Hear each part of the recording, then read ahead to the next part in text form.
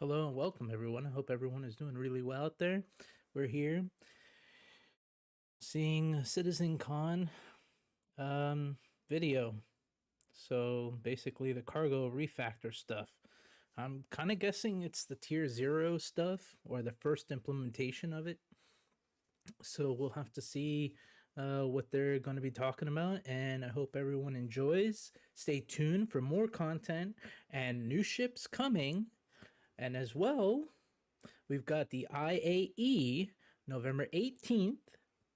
So stay tuned for that. We'll be posting content and watching the live streams for those and being in game with live content for you all. And I hope that everyone enjoys this CitizenCon video or videos. And stay tuned. And also make sure to subscribe and like the video so you can stay updated whenever we post new content on the daily and the weekly. So stay tuned for that, and thank you very much for all the support, and let's do this.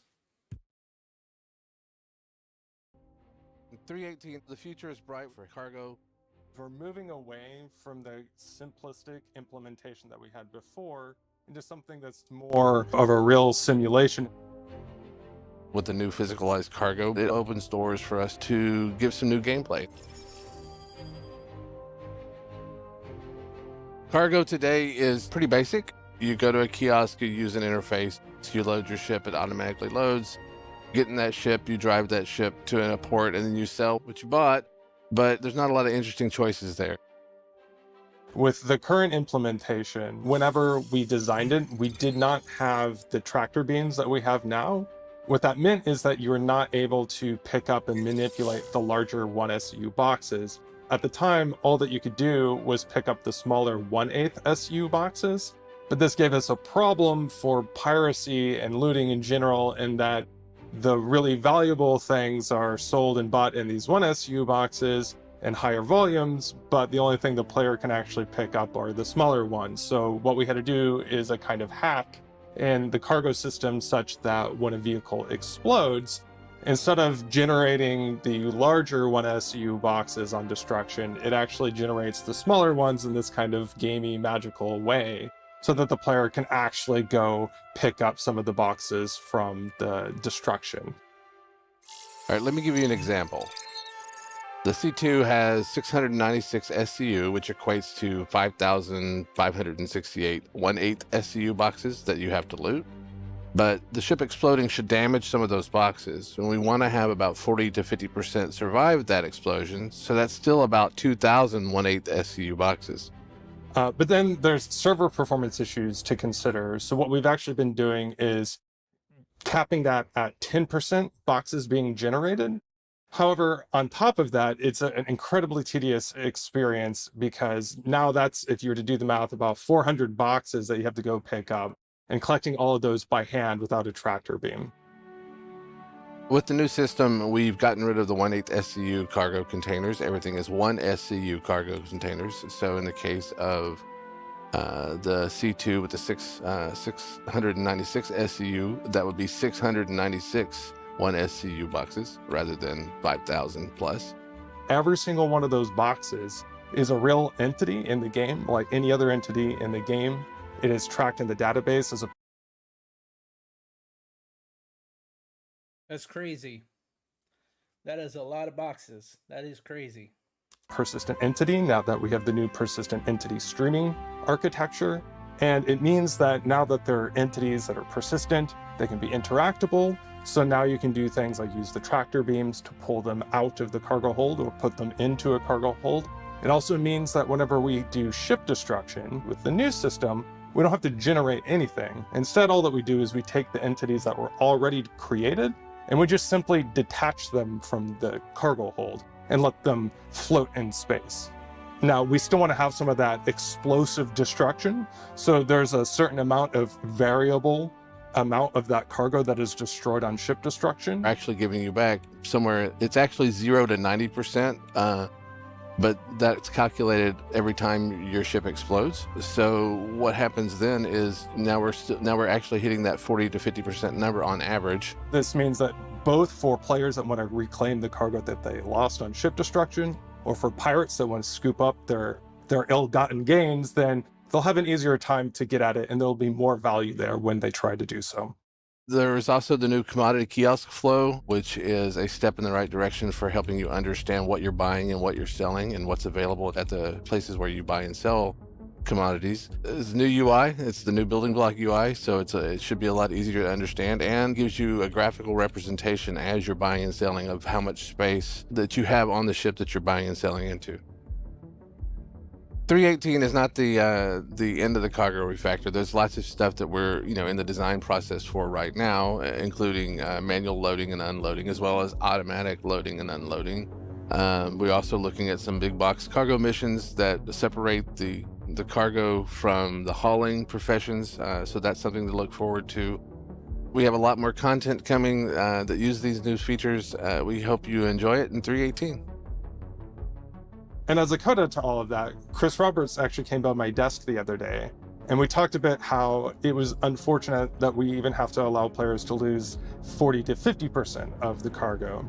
And we talked and decided that we would try to come up with an interim solution on our path to physicalized damage that would allow us to leave the husks of ships behind on vehicle destruction instead of just exploding them and erasing all the contents. This would allow players to explore the ships and find the cargo and physically move it off the husks of the ships, rather than just generating a percentage of the boxes on destruction. Like every other aspect of Star Citizen's continuing development, the cargo refactor isn't a one drop and it's done kind of feature. And the first implementation, much like persistent entity streaming alongside it in the upcoming Alpha 3.18, is about rebuilding existing functionality within an entirely new foundation that will now set the stage for the persistent universe to reach its fullest potential in subsequent patches to come. And while we're here talking about new technologies designed to be built upon from one patch to the next, let's chat us up some Rastar, the internal tool that we've been developing now that's currently in use, placing outposts throughout both the Stanton and Pyro systems. The whole purpose of Rastar is to make the thing easier for the devs to place location at the surface of a planet. And in the end, it will be used as the system for players to build their bases. We have Rastar because the previous system, based on prefab, was quite hard to use and not up to scale for the scale and the scope we want for our planet density. Any changes to the planetary generation, like for example, you just change a canyon, you add a canyon to the planet, you'll have to redrop every modules at the surface of a planet to be sure they are well aligned with the new terrain and the new modifications of the terrain.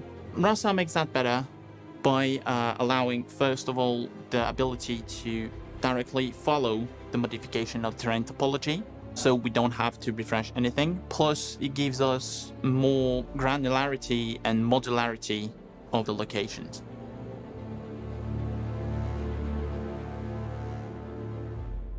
Backers should be caring about the Rastar and all these improvements, because that's the way we will be able to give you, the players, the most dense area we can imagine to keep in line and have all the planets, all the moons filled with POI and things to do on the surface, and maybe later in orbit of these planets and moons.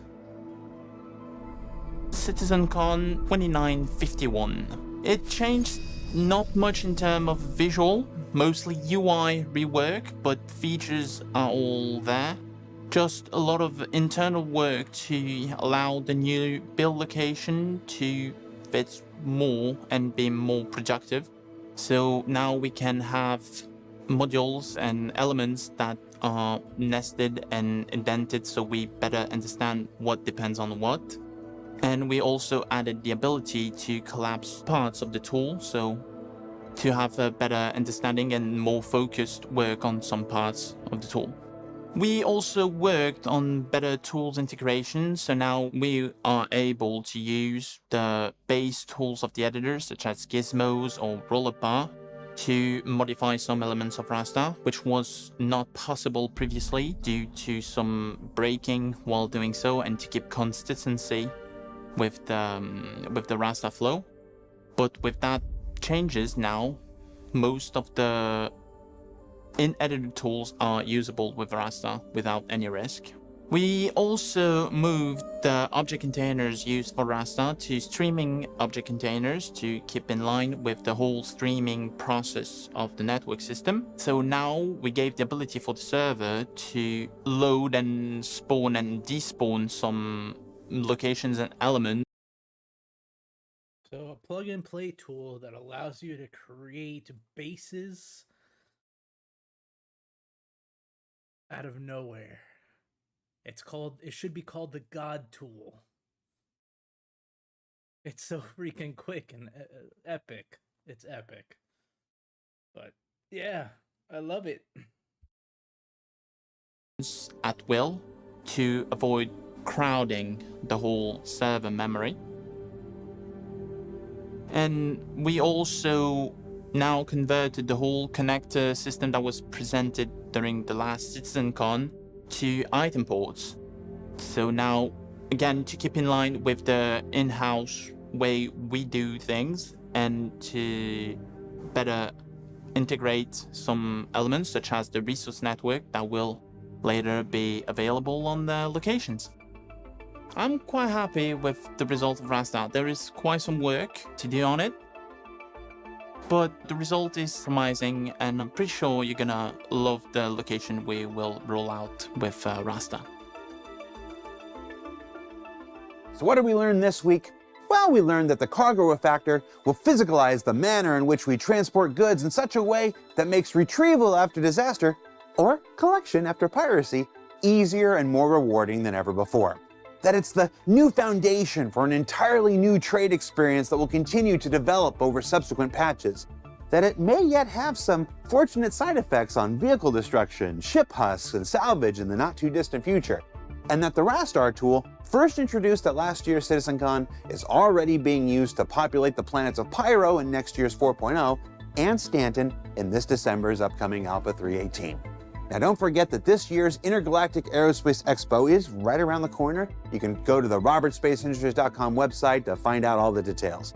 For Inside Star Citizen, I'm Jared Huckabee. We'll see you all here next week. So basically, the Rastar tool is allowing them to create moon. Well, they can make a moon, and then they could add like a bunch of stuff to the moon, a bunch of bases, and make the moon livable. And then the same thing with, you know, like Live and Awake, and it feels more original instead of generic. And then the same thing with planets. It's going to make it very easy to make moons and planets with these tools, and that's what I love about Star Citizen. It's like drag and drop content. It's really amazing technology and tool systems. So on to the next video.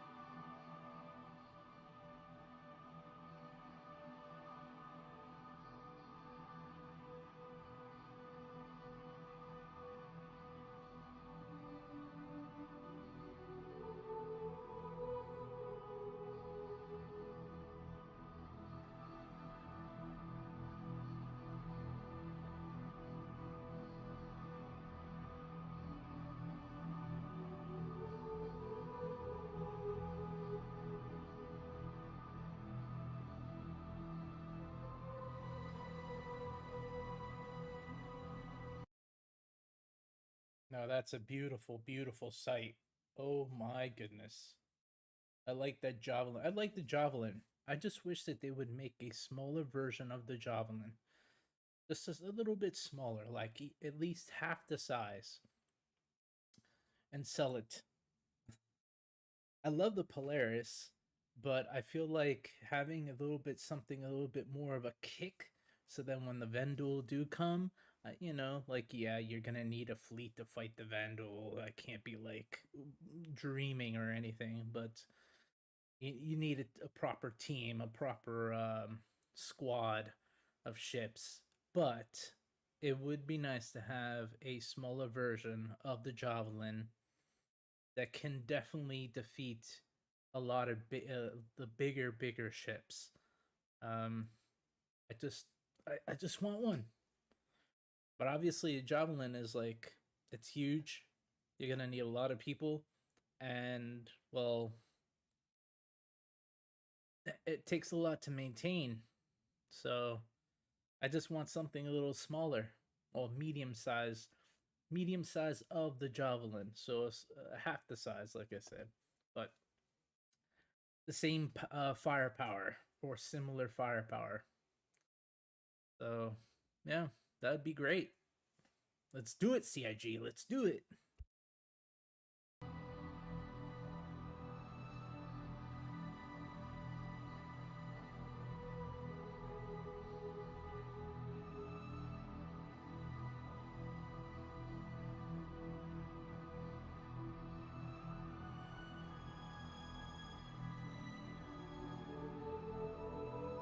Very beautiful stuff, though.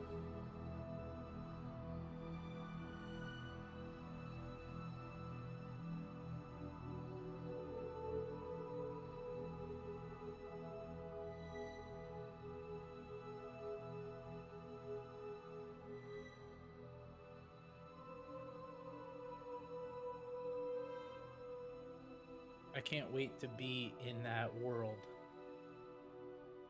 where the AI actually work like that, or even better. Obviously, it's gonna be. But the style, the artwork, the stations, it's remarkable how advanced looking it looks and really thought out. Um, I love it, and we're about to get a patch 318, so I'm very happy about that.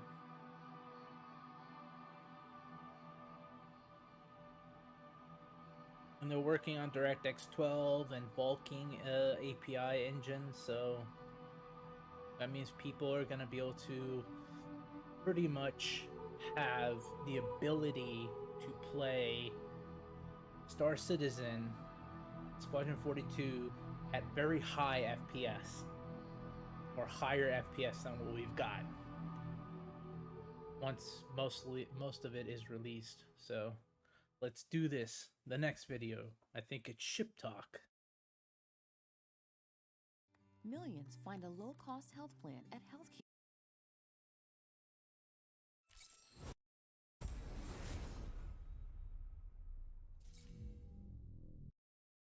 This was at CitizenCon. There is one other ship. I don't know much about it, but it's called the RSI Galaxy or something like that. And stay tuned for that. I'll make a video on that soon once I get more information. So make sure to like and subscribe to the channel.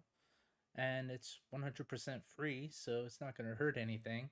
And comment below and let me know what ships you like and what do you like to do in Star Citizen.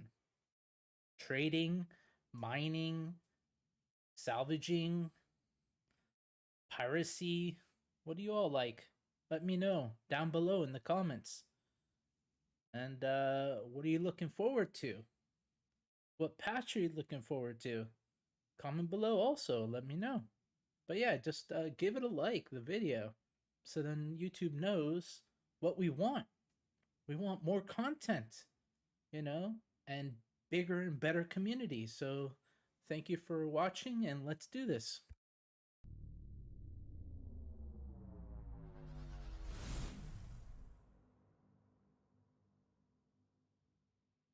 everyone, my name is John Crew. I'm the Vehicle Director here at Cloud Imperium Games.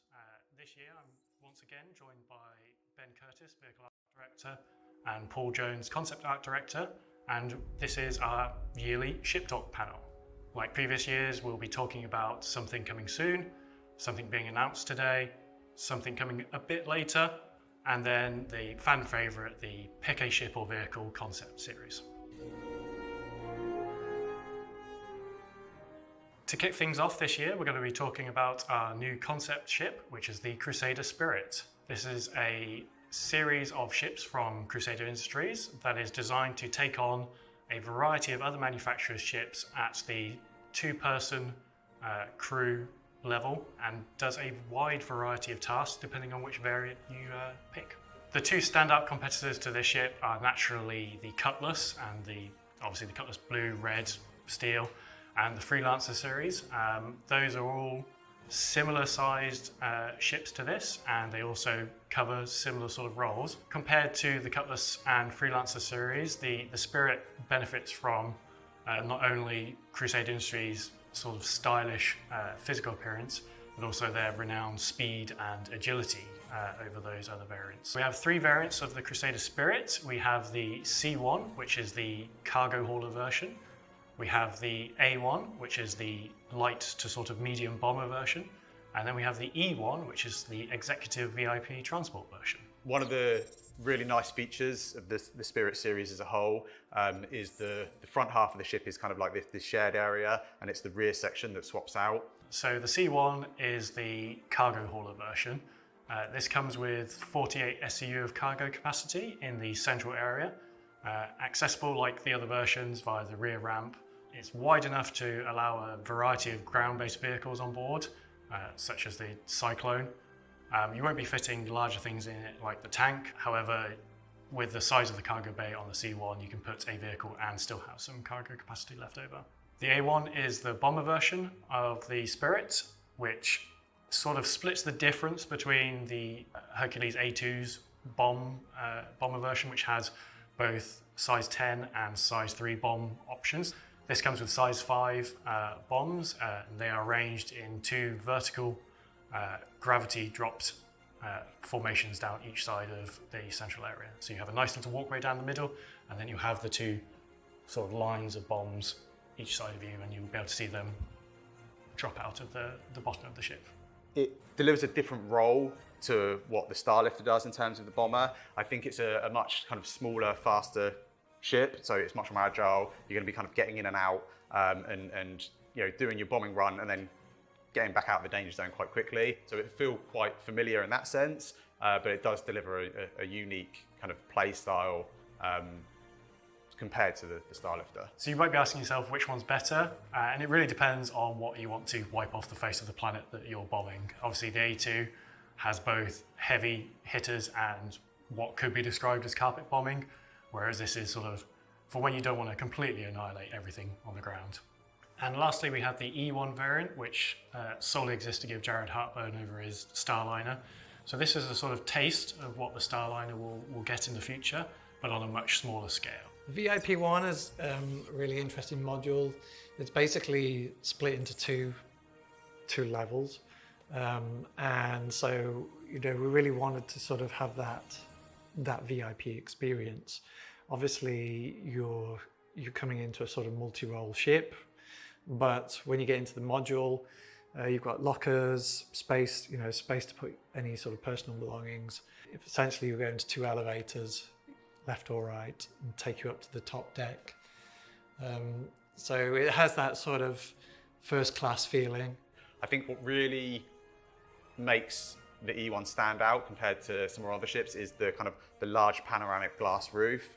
So when you're in this kind of shared VIP area, you're gonna have great views and be able to kind of like explore the verse in something that I think is gonna be quite unique. And we also have the Mixmaster, which is at the front of the module, which is basically where players can go and choose whatever the drink it is. So it's, you know, cocktails or coffee. Then players will also have super comfy seats. They'll have the widescreen TV in their module. I'm really excited to see when we start getting our players and our AIs into these ships and being able to kind of explore the verse and you know, experience that kind of luxury living that, well, I've not yet to experience.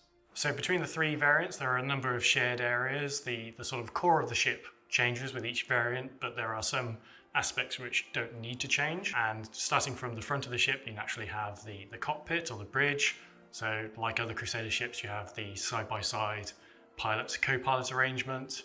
Then you have behind them their living quarters slash bunk area and component access. And then you have the variant section which does change the sort of internal floor plan of the ships between them. Then at the rear of the ship you naturally have the ramp access area. So that's the Crusader Spirit. We hope you look forward to seeing this and seeing what it can do in the game in the future. From something at the very start of our vehicle production pipeline to something nearing the end of the pipeline, let's talk about the Drake Corsair next.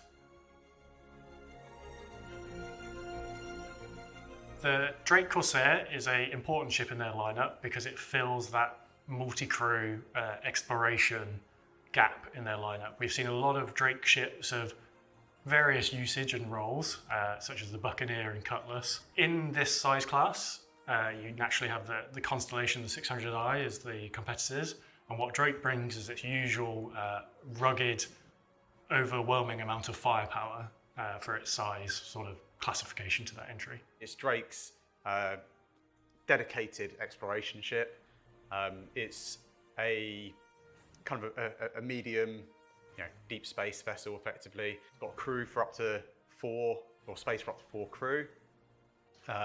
It's got a sizable cargo hold, and it's kind of got everything that you need to really spend a decent amount of time away from civilization, away from stations, and just kind of being able to chart out those deep areas of space. It brings that sort of no nonsense, no frills approach to the ship, and you know if something's going to go wrong, it's going to be something that you more than likely can fix, and it's not going to be something that you have to cut back to a main dealer to get serviced and fixed. It's something that hopefully you and your crew will be able to kind of repair and get back up and running, or just fix with some duct tape.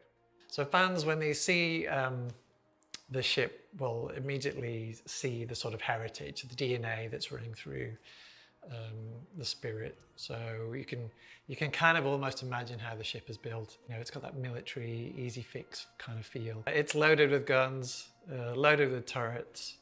It has some really interesting mechanisms inside it, so I think players will really dig that. I think what's quite unique to the Corsair is its wings, the way they fold up. This isn't done purely for style. Being Drake, it's more there for function. It allows you to get in and out of the hangars much easier. We put quite a lot of effort into keeping that really iconic exterior kind of silhouette and vision that we set, but still making it functional and making sure it works. At the moment, we're just kind of finishing up on final art.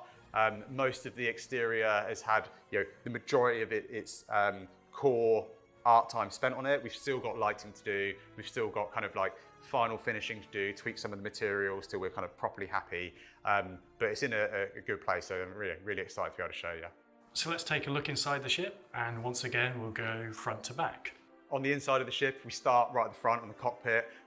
The Corsair has quite a unique feel to its cockpit in that the pilot is kind of sat right up front, and then in kind of classic kind of Drake stylings, the co-pilot gets in the seat behind them and actually sinks down into the floor. That transition from the main cockpit area into that kind of co-pilot kind of section, you move right forward and you're sat pretty much underneath where the pilot is. It gives great visibility for both the pilot and the co-pilot. The other nice thing about this cockpit is, again, you've got these massive guns that are stuck out either side of you, so it should be a nice place to be. In the rear of the cockpit, we've got the captain's quarters. So the captain's quarters is actually pretty much identical to the rest of the quarters in the ship in terms of its kind of size and its amenities. As you move back through the ship, there's I guess a small kind of crossroads directly behind the bridge. From here, you can either progress backwards straight into habitation, or to either side, you've got the turret access. So it's right really at the kind of like the neck of the ship, effectively.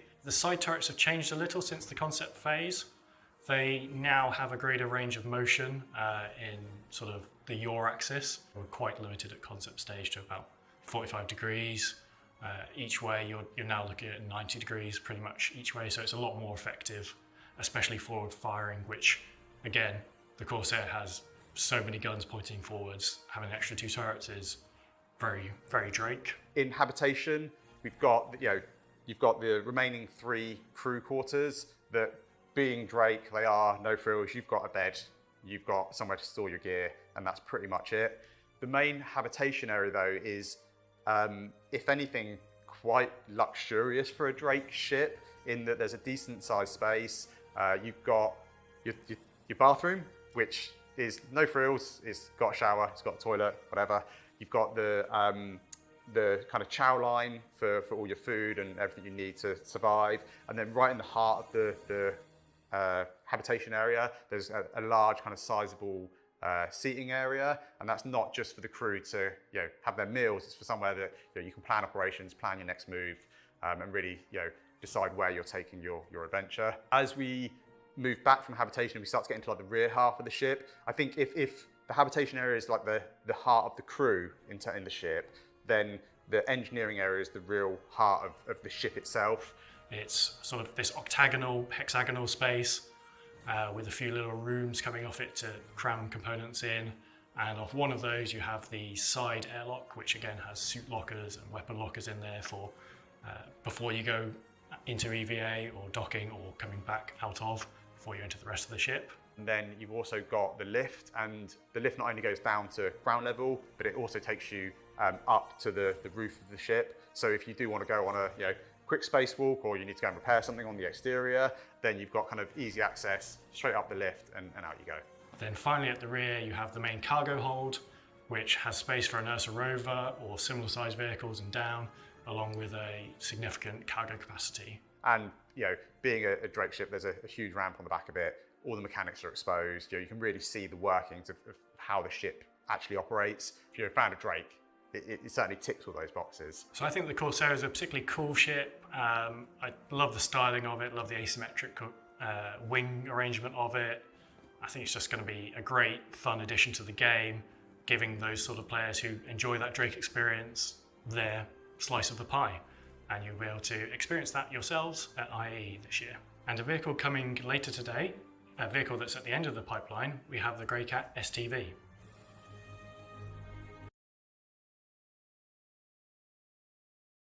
I love the Crosshair inside of the Crosshair. I don't know yet if I like the outside, but the inside, I love all of that. It looks very cool and unique in the inside. Now the Steve, this is the new ground vehicle off-road. So let's see what this is about. Hope everyone is stay tuned for this. Also make sure to help out the channel by just giving it a subscribe, clicking that subscribe button. It's 100% free. Also, make sure you like the video so then YouTube knows and the algorithm that we are fighting hard and giving out new content on the daily and the weekly. So let's do that, please. And also, make sure to comment below and let me know what ships you like in the verse or in Star Citizen, and what other ships would you like to see. Just comment below. I would like to really know. So let me know. Thank you for watching, and let's do this. Racing is a cool and fun aspect of Star Citizen, and it's something that we've seen that backers really enjoy doing and organising amongst themselves, and something that we really want to help support from within CIG. So we wanted to bring a new vehicle to the verse, which is where the STV came from. So the STV is the Greycat sports terrain vehicle. It builds on what they learned from the PTV, but it brings it out of the hangars, off of the tarmac, and onto much more rugged terrain. It's a four-wheeler, two-person open-topped, sport styling, everything you need to razz around on the planet. So the STV is actually part of a wider family of vehicles. You may recognise a resemblance in the name to the Greycat PTV, which is also part of that family. And we also have a third vehicle lined up that we want to do in the future called the UTV, which is the utility terrain vehicle. And we've actually reconcepted the PTV, and we have the concept for the UTV. And when you see all three side by side, you'll see that family resemblance. The interior again is similar, design language, simple layout, easy to clean. That was a big thing for us, even though we don't have like a cleaning mechanic. All this sort of builds into the sort of visuals of the vehicle. So, you know, the floors have got drill holes in them, so it can easily let water through. The seats are easily removable, so you can actually see the bolts where you can just quickly whip them out. And so all of this thinking goes into those kind of vehicles. The wheels are a big feature, large sort of rubber mud guards. You know, just there's lots of subtleties in terms of the roll cage, you know, the sort of cross section of all these things. Maybe, you know, people wouldn't notice, but for us, you know, these are all part of making a manufacturer consistent. So the STV delivers that gameplay that is, you know, you and a buddy out exploring over our planets. We've got, you know, these vast ships that you can explore deep space and you know, go off with your big multi-crews. But what this really allows you to do is get down on you know, one of our many planets and go exploring on the ground. It's not just a vehicle for you and a friend. It's also got kind of some cargo space in the back. So if you are out there doing missions, rather than having to fly your ships directly to where the mission is, it allows you to land, you know, slightly out there, slightly in a safer area. You've still got space to load up with weapons, load up with your whatever mission items you need, and get in and out nice and quick. Compared to the Cyclone RC, which is a sort of racing variant of a non-racing vehicle, the STV was built from the ground up to be a good racing vehicle. It has a good chassis, it has better handling, it has better top speed, and that's what makes it a compelling racing choice.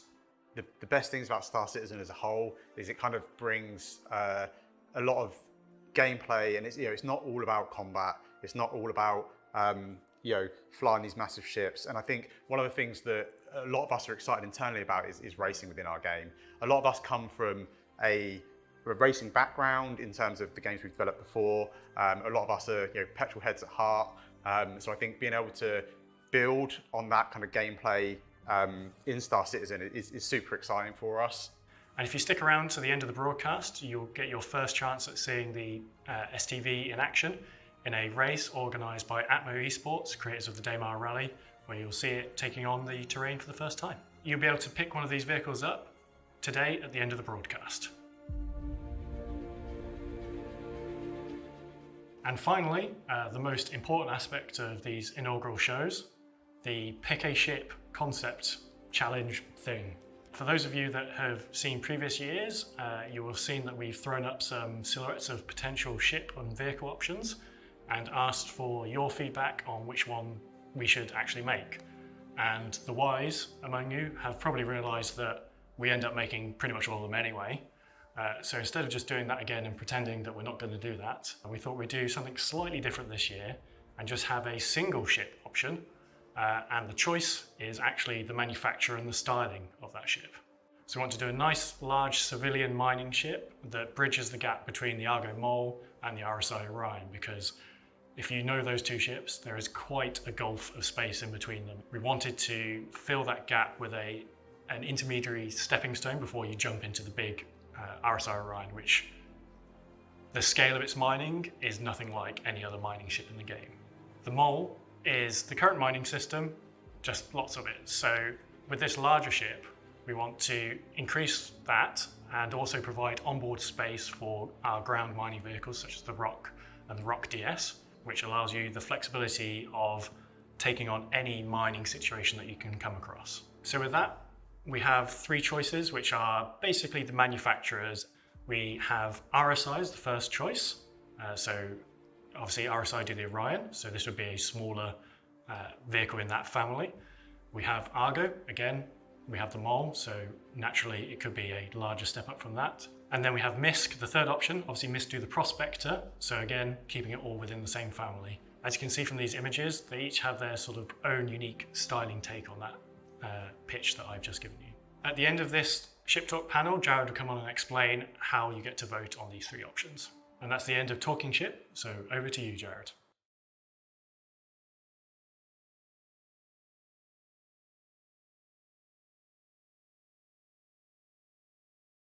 For too long, spicy fast food has... Join us for the biggest Whitley's Guide IAE special yet. with exclusive looks at all your favorite manufacturers. Freak CEO and an Arden. Plus, surprises and announcements you won't want to miss. We'll see you there.